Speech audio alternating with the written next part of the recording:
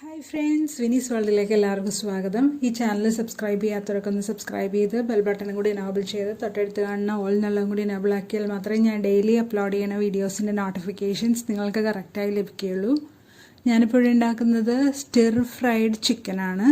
ഇതിനായിട്ട് കുറച്ച് ചിക്കൻ എടുത്തിട്ടുണ്ട്. ബ്രസ്റ്റ് പീസ് ആണ് എടുത്തേക്കുന്നത്. ഇതിലേക്ക് ഒരു 10-12 വെളുത്തുള്ളി പേസ്റ്റ് ആക്കിയത് ഇട്ട് കൊടുക്കാം. ഒരു വലിയ കഷ്ണം ഇഞ്ചി ചതച്ചതും കൂടി ഇട്ട് കൊടുക്കാം. ഇനി നമ്മൾ ഇട്ട് കൊടുക്കുന്നത് 1 ടീസ്പൂൺ സോയ സോസ് ആണ്. 1 ടീസ്പൂൺ കുരുമുളക് പൊടി കൂടി ഇട്ട് കൊടുത്തിട്ട് നന്നായിട്ടൊന്ന് മിക്സ് ചെയ്തെടുക്കാം. ഇനി ഇതിലേക്ക് ഇട്ട് കൊടുക്കുന്നത് 2 ടേബിൾ സ്പൂൺ കോൺഫ്ലോർ ആണ്.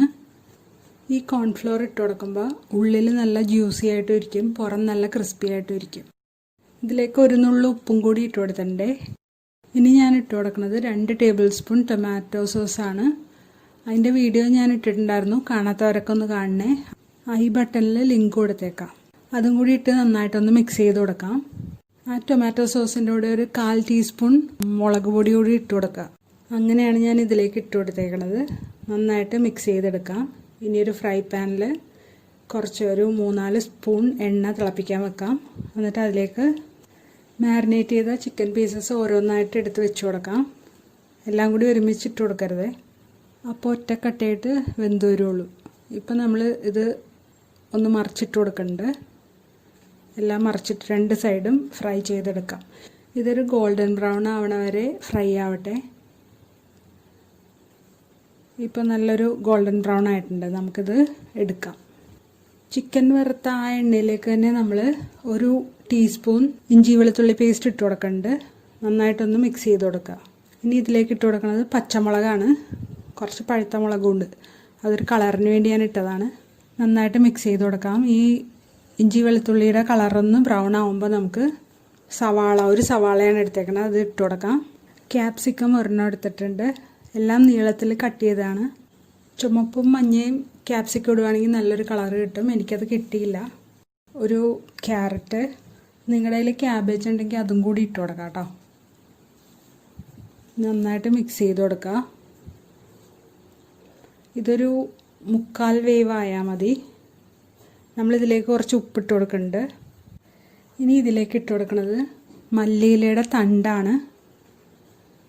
നന്നായിട്ടൊന്ന് മിക്സ് ചെയ്ത് കൊടുക്കാം.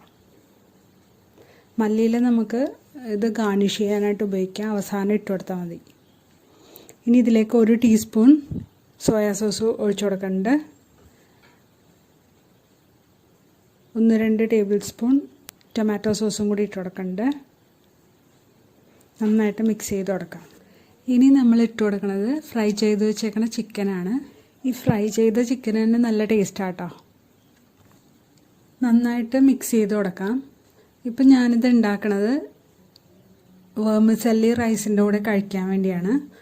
അപ്പോൾ അതുകൊണ്ട് ഞാൻ ഇതിലേക്ക് 2 ടേബിൾ സ്പൂൺ കോൺഫ്ലോർ കുറച്ച് വെള്ളത്തിൽ കലക്കിയിട്ട് അതും കൂടി ഒഴിച്ചു കൊടുക്കുന്നുണ്ട്.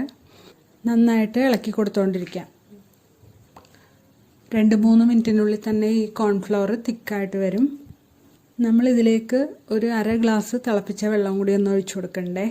എന്നിട്ട് നന്നായിട്ടൊന്ന് മിക്സ് ചെയ്ത് കൊടുക്കാം.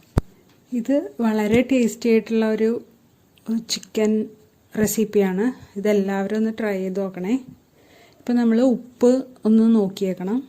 ഉപ്പ് കുറവുണ്ടെങ്കിൽ ഇത്തിരി ഇട്ട് കൊടുക്കണം. ഞാൻ ഇത്തിരി ഇട്ട് കൊടുത്തിട്ടുണ്ട്. നന്നായിട്ടൊന്ന് മിക്സ് ചെയ്ത് കൊടുക്കാം. ഇതിലേക്ക് നമ്മൾ ഗാർണിഷ് ചെയ്യാനായിട്ട് കുറച്ച് മല്ലിയില എടുത്ത് വെച്ചിട്ടുണ്ടായല്ലോ, അതും കൂടി ഇട്ട് കൊടുക്കുന്നുണ്ട്. അതൊന്ന് ഇളക്കി കൊടുക്കാം കേട്ടോ. ഫ്ലെയിം ഓഫ് ചെയ്ത് കൊടുക്കാം. ഇപ്പം നമ്മുടെ സ്റ്റിർ ഫ്രൈഡ് ചിക്കൻ ഇവിടെ റെഡി ആയിട്ടുണ്ട്. ഇതെല്ലാവർക്കും ഇഷ്ടമായെന്ന് വിചാരിക്കണം. നല്ല ടേസ്റ്റിയാണ് കേട്ടോ. ഒരു പ്രാവശ്യമെങ്കിലും ഒന്ന് ഉണ്ടാക്കി നോക്കണേ. പിന്നെ എപ്പോഴും ഉണ്ടാക്കും. ഇഷ്ടമെങ്കിൽ ലൈക്ക് ചെയ്യാനും കമൻറ്റ് ചെയ്യാനും ഷെയർ ചെയ്യാനും മറക്കരുത്. സബ്സ്ക്രൈബ് ചെയ്ത് ബെൽ ബട്ടണും കൂടി എനാബിൾ ചെയ്യണേ. Thanks for watching.